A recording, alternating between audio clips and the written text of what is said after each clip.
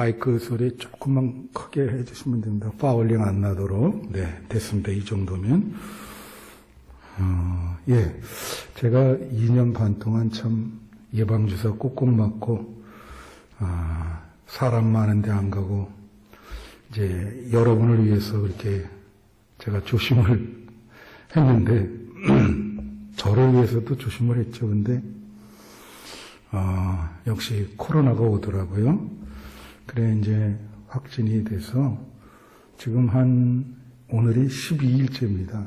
예, 그래서 일단 격리 해제해야 되고 다 낫고 그랬는데, 후유증이 있어요. 기침이 계속 나요. 그래서, 일부 예배 때 설교할 때 어려움이 좀 있었습니다. 그래서 여러분, 설교하다가 기침이 나도, 물을 마시고 이럴 테니까 좀 양해해 주시기 바랍니다. 네. 오늘 말씀의 제목이 예배가 좋아요인데요. 이건 마치 제목이 그 어린이들 설교를 위한 제목 비슷하죠. 근데 그게 맞습니다. 이게 뭐냐면, 감리교회 여름성경학교 주제가 예배가 좋아해요.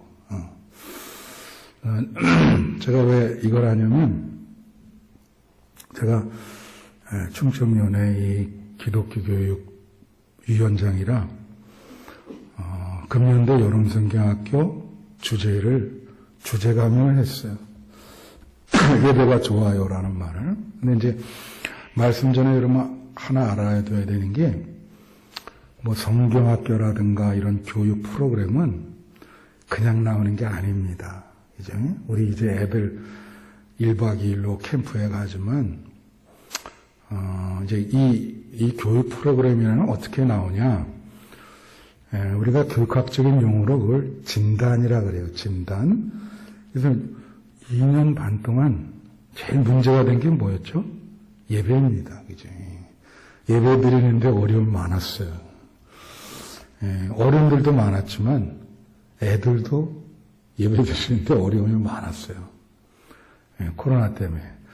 그래서 이제 금년도 여름성경학교 주제를 예배로 잡은 거예요. 2년 반 동안 예배를 잘 못 드렸으니까 이제 앞으로 예배를 잘 드려야 된다. 그런 취지에서 성경학교 주제도 그렇게 나온 거죠. 그게 이제 교육 프로그램이라는 건 그 진단을 먼저 해서 이렇게 나오는 거예요. 근데 제목이 예배가 좋아요인데, 여러분 한번 제가 물어볼게요. 예배가 좋습니까, 여러분? 예배 좋으세요? 아멘. 네, 우리 교인들은 참 성령이 충만한 분들이야.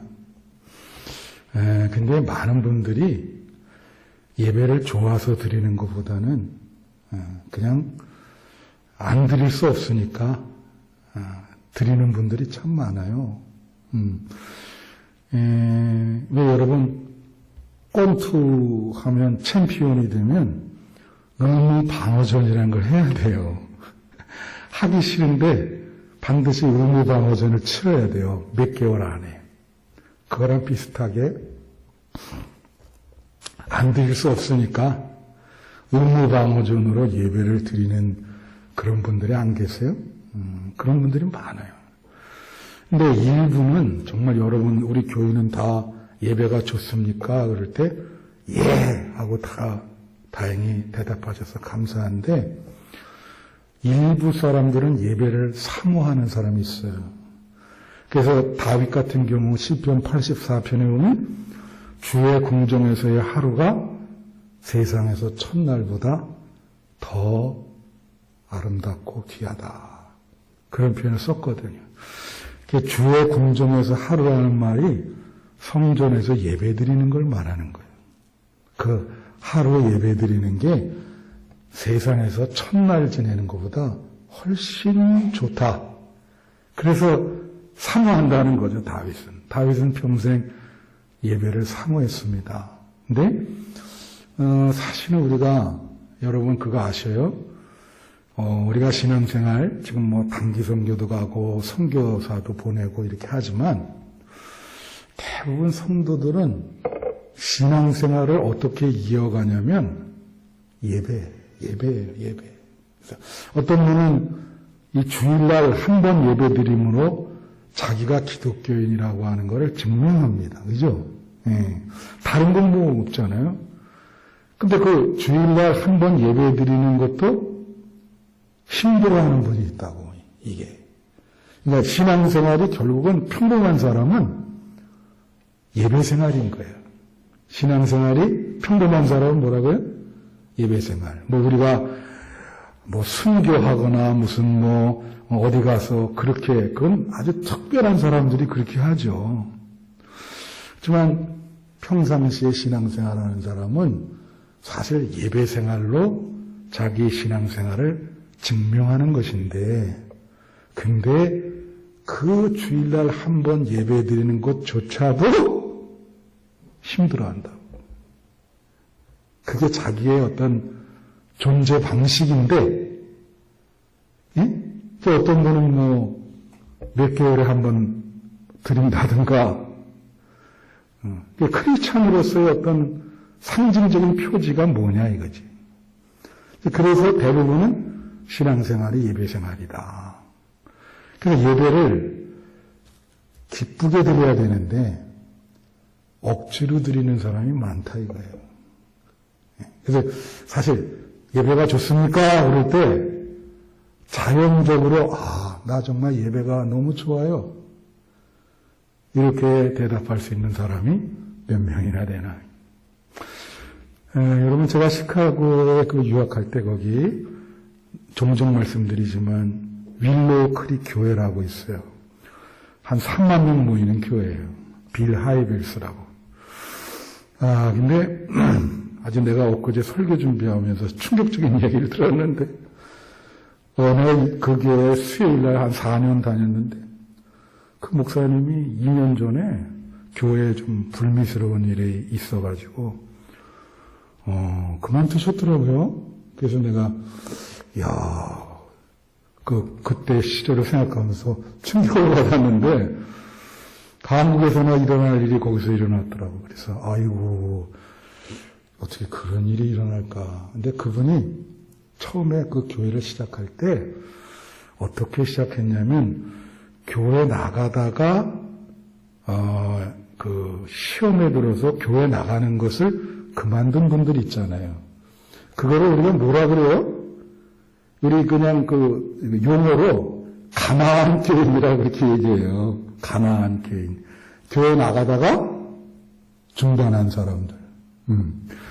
그걸 가나안 교인이라고 그러는데, 이분이 교회를 시카고에 개척하기 전에 교회 나가다가 그만둔 사람을 1000명을 찾아냈어요. 쉽지 않죠? 네. 그 사람들한테 일일이 물은 거예요. 설문지를 조사한 거죠. 교회를 왜 그만두게 됐습니까? 물은 거죠.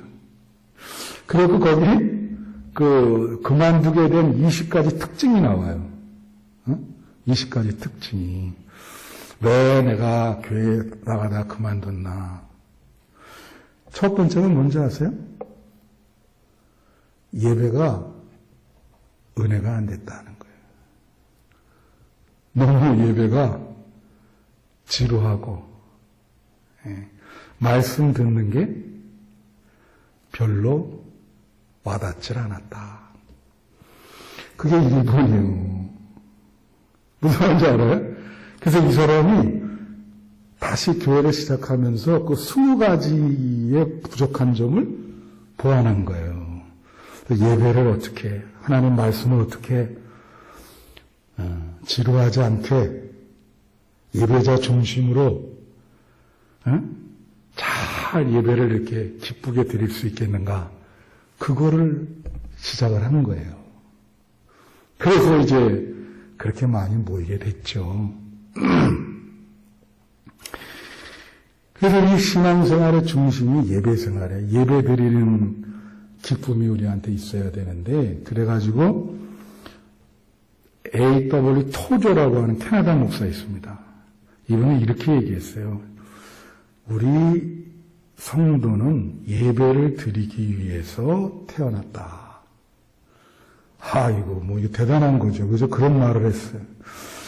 그리고 이 사람은 이런 얘기했습니다. 종종 제가 말씀드렸듯이 성도의 신앙생활의 성공은 예배에 달려있다.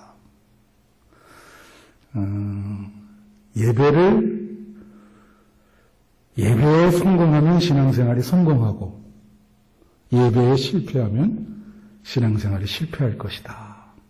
그 사람이 얘기한 얘기는 맞아요. 이제 그런데 넬슨이라고 하는 이분은 기독교 교육학자인데 이런 얘기를 했어요. 중요한 얘기니까 들어보세요. 뭐라고 얘기했냐면 기독교인은 어디서 신앙을 얻느냐. 근데 그거는 뭐라 했냐면 예배를 통해서 신앙을 획득할 수 있다. 그거예요. 그러니까 그분 얘기는 뭐냐면 예배를 잘 들으면 믿음을 갖게 된다는 거예요. 할렐루야. 여러분 성경 공부할 시간도 없고 세상 일에 바쁘잖아요. 예배 하나만 잘 드려도 믿음을 갖게 될 수 있고 믿음이 성숙될 수 있다. 그렇게 얘기했어요. 그러니까 바쁘시더라도 예배 하나만 열심히 드려도 믿음이 나날이 성장하는 거예요. 근데 그렇게 예배를 성실히 못 드리거든. 그러니까 하나님의 어떤 성결의 정신보다도 세속적인 정신이 많이 지배를 하게 되는 거죠. 그래서 여러분 그 예배를 성실하게 드리시기를 바라고요. 예배가 여러분이 드리시는데 좋아지시기를 바라요. 기쁨으로 드릴 수 있게 되기를. 자, 오늘 본문 말씀 보면 요한복음 4장 얘기는 사마리아 여인을 만나는 얘기입니다. 그 예수님과 오랫동안 얘기하다가 갑자기 이 사마리아 여인이 예배의 문제를 꺼내요. 시간 관계상 다 설명할 수 없고 당시 사마리아 사람들은 그리심산에서 이런 데서 예배를 드렸습니다. 근데 예수님은 유대인들은 예루살렘 성전에서 예배를 드렸죠.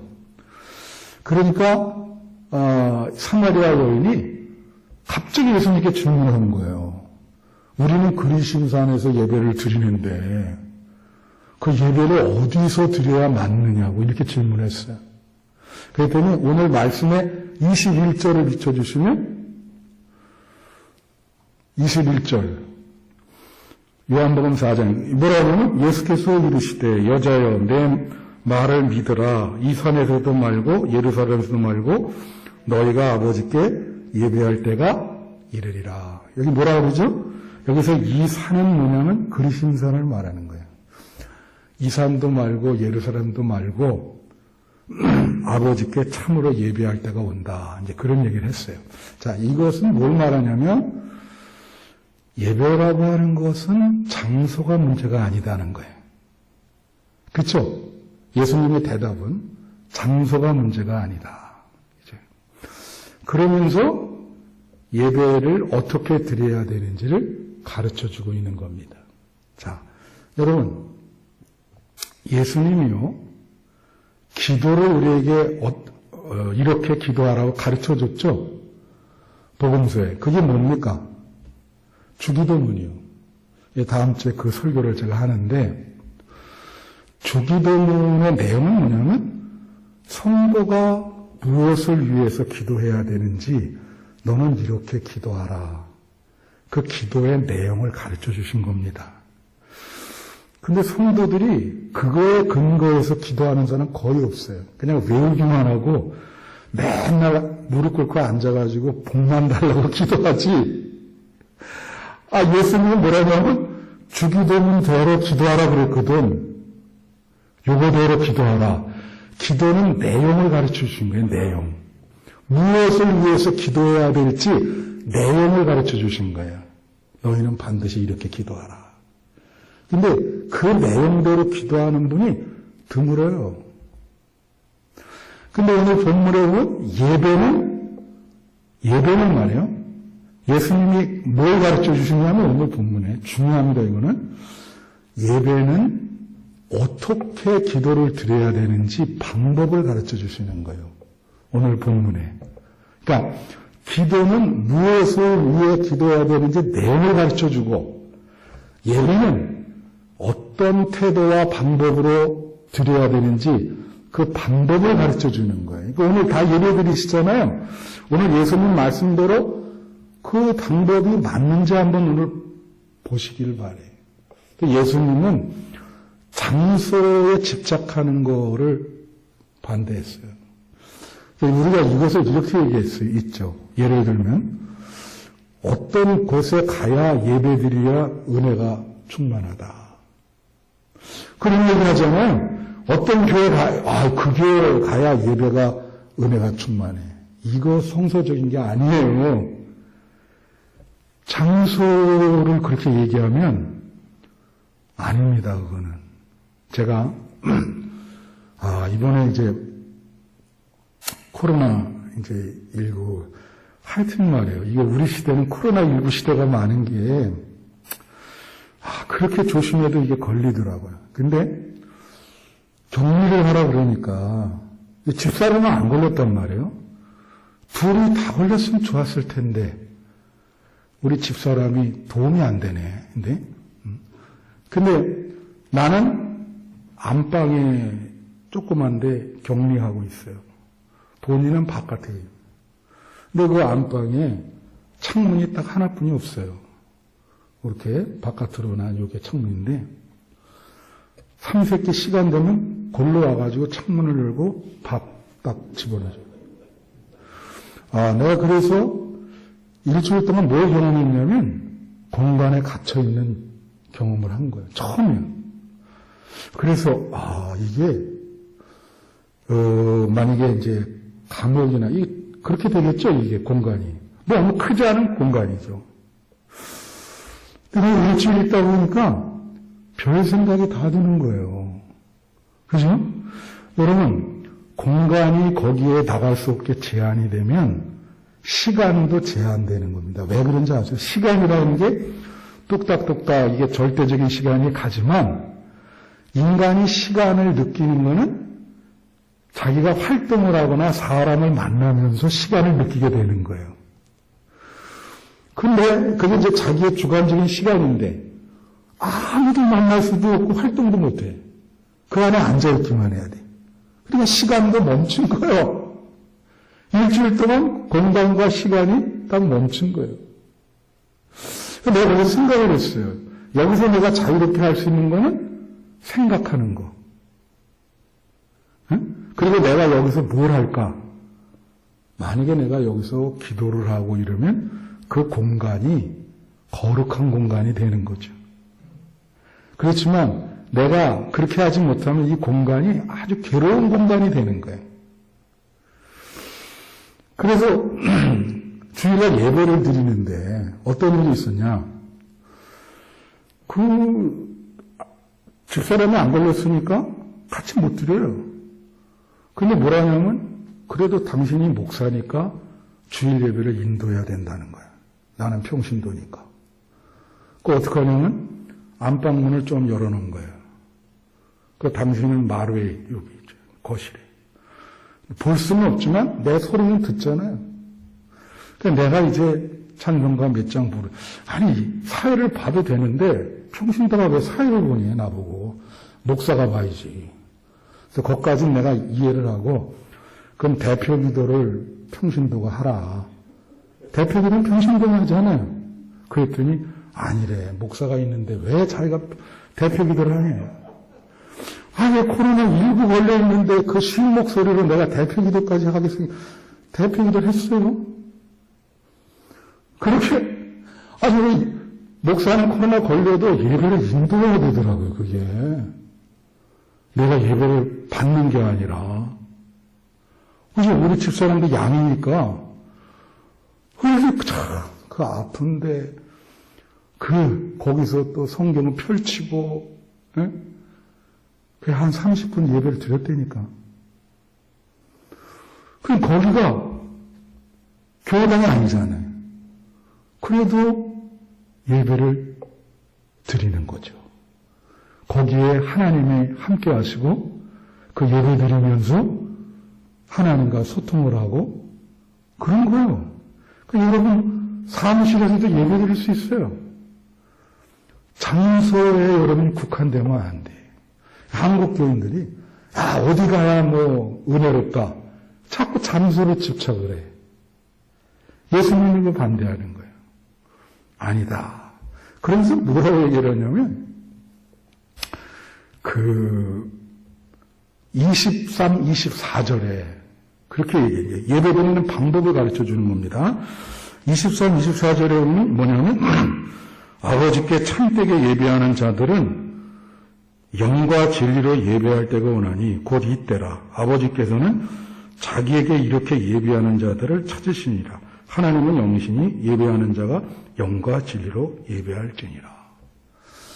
야, 내가 이것도 이제 경험을 하는데 아까 일부 예배 때 거의 설교를 못했어요. 기침을 계속 해가지고 물 먹고 미안하다고 하면서 일찍 끝냈어요. 그냥 어쩔 수 없잖아요. 양해를. 근데 집사람이 내가 기도하겠다고 2부 때 뜨거운 물 갖다 주고 근데 2부 때는 설교하는데 기침을 안 하네요.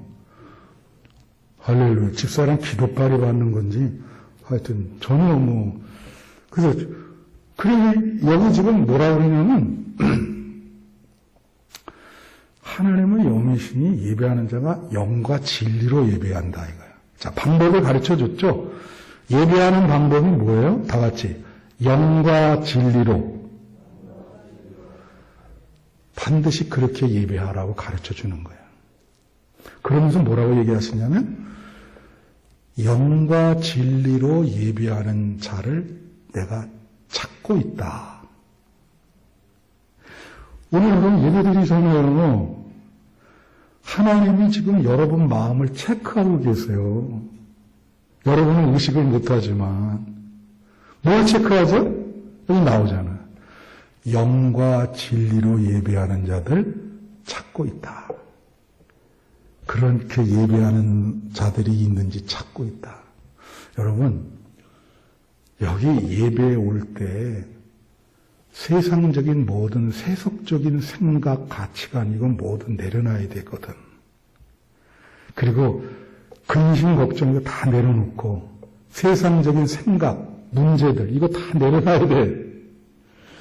어디 그럽니까? 그걸 예배 볼 때 안고 들어온다고요. 그러니까 예배 드리면서 인간적인 생각을 많이 해. 하나님만 바라봐야 되는데. 그러니 여러분, 우리 솔직히 생각을 해보자고요. 여러분, 예배 볼 때 뭘 생각하고 뭘 바라보고 있습니까? 이 인간적인 생각을 많이 하고 예배를 드리면 이게 예배 드리는데 힘들어요. 그 잘못하면은 목사님 말씀에도 시험 들 수도 있고 예배가 아주 고역으로 다가오는 거야. 이 생각을 다 내려놓고 예수님께 집중해야 되는데 그래서 영과 진리로 예배드리는지 예수님이 체크를 하신다니까. 그런 사람을 찾는다고 그랬잖아요. 그렇게 예배드리는 사람을. 그렇다면 그렇게 예배드리는 사람이 많지 않다는 얘기야. 그러면 영과 진리로 예배드리는 게 뭐냐? 영이라고 하는 건 여기 히브리어 원어가 루하라는 말이에요. 이게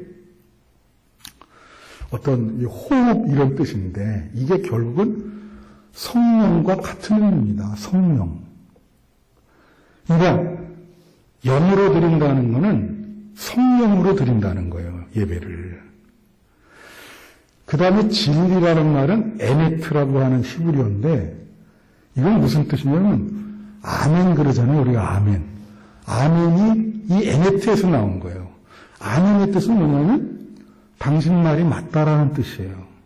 그래서 옛날에 저 이복승 권사님 안 계신데, 우리 교회 이복승 권사님이 내가 설교할 때 힘을 많이 줬어요. 뭐, 아멘 무조건, 너무 시도 때도 없이 아멘해서 문제였지만, 그러다 얘기하시면, 아멘. 그랬다고 그분이. 근데 그 뜻을 알고 그러시는 줄 몰라.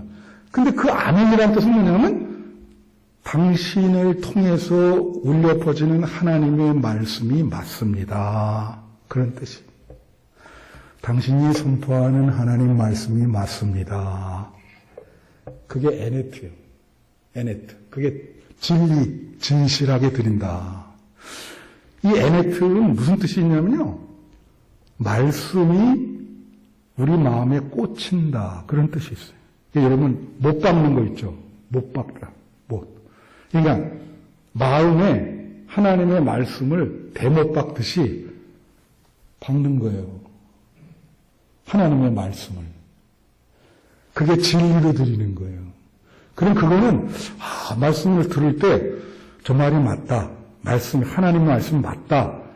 수긍을 하면서 그러면 그거를 실천에 옮긴 것까지 이 말씀대로 살아야 되겠다. 그게 영과 진리로 예배를 드리는 겁니다. 무슨 말씀인지 아시죠? 그래서 사실은 영이라고 그럴 때 여러분이 성령 충만하게 예배를 드려야 되는 거예요. 왜? 하나님은 영이시기 때문에 영으로 하나님과 소통이 가능하거든. 예배 시간에. 제가요, 우리나라가 많이 좋아졌더라고요. 나는 그랬는데, 우리 장로님, 김홍규 장로님이랑 저랑 비슷한 시기에 걸렸는데, 장로님은 이제, 죄송하지만 저보다 한 살이 어려요. 제가 한 살 딱 많고. 그런데 나는 65살이라 집중 관리 대상이고, 내가 오늘 물어봤더니 장로님은 아니래. 근데 나는 전화가 엄청 많이 왔어요. 아침에 여기 보건소입니다. 질병관리청입니다. 재택 간호사입니다. 그거 대답하기도. 근데 그걸 뭘 보내주냐면, 이제 키트를 보내줬는데, 거기에 보니까 열 재는 거, 그 다음에 타이레놀, 그 다음에 산소 포화도 되는 게 있어요. 들어봤어요? 산소 포화도. 산소가 말이죠. 95% 이상 나와야 돼요. 그 밑으로 만약에 80% 정도 나오면 입원해야 됩니다. 산소 포화도가 뭘까요? 여러분 안에 몸에 산소가 얼마 정도 있나. 그거예요. 그래서 그 기계를 보내줬어, 그날. 당연히 택배로. 내가 이거 조작할 줄 알아야지. 그러니까 모른다 그러니까 전화 왔어요. 이걸 이렇게 해서 이렇게 해야 나온다고. 그래서 일주일 동안 아침에 그걸 재놓고, 열이랑 그걸 재놓고 내가 전화하면 일일 보고를 자기한테 해달래. 그래서 산소 포화도를 재는 거예요. 그러니까 처음에 한 92, 3% 나오더라고요. 그리고 점점 95% 넘어가. 그러니까 이제 나중에 그러더라고. 95 정도 넘어간다. 90 한 6, 7 나온다 하니까, 그건 다 나신 거예요. 고생하셨네. 그러고 7일째. 그래서 이게 산소 포화도가 그렇게 중요합니까? 그랬더니 그러면 몸에 산소가 없으면 죽습니다. 처음 알은 거예요. 여러분 기독교인이시잖아. 맨날 예수님이 여러분한테 체크해. 성령 포화도 얼마나 성령이 충만한가. 그 확인해서 보고 알아. 여러분 영적으로 성령 포화도가 90% 미만으로 내려가면 영적으로 죽습니다. 오늘 예배드리잖아요. 이게 성령 충만하게 예배드려야 그게 예배거든. 이전에 예수님이 영과 진리로 예배드려라. 방법이잖아. 예배드리는 방법. 예수님 어떻게 예배드려요? 영과 진리로 예배드려야 한다. 근데 영이 뭐라고요? 성령. 그럼 여러분이 참되게 예배드리려면 성령 충만해야 돼요. 할렐루야. 성령이 얼마나 충만하십니까, 여러분? 이 성령 포화도가 몇 퍼센트? 그게 안 나오면 예배 드릴 때 전혀 여러분에게 감동이 없어요. 하나님과 대화를 못해요. 영으로 소통을 하시기 때문에. 무슨 말인지 아세요? 그리고 진리라고 하면 진심인데 하나님 말씀 들을 때 깨달음이 있어야 된다는 거예요. 당신 말이 맞습니다. 하나님 말씀 내 마음에 꽂혀 있습니다. 그거대로 살겠습니다. 그게 영과 진리로 예배드리는 겁니다. 우리 한빛교회 성도님들 제가 몇 가지 예배가 좋아지시기를 축원합니다. 그리고 성령 충만해서 영으로 예배드리기를 바라고 말씀에 대한 깨달음이 있어서 진리로 예배드리는 여러분 되시기를 축원합니다. 기도하겠습니다. 하나님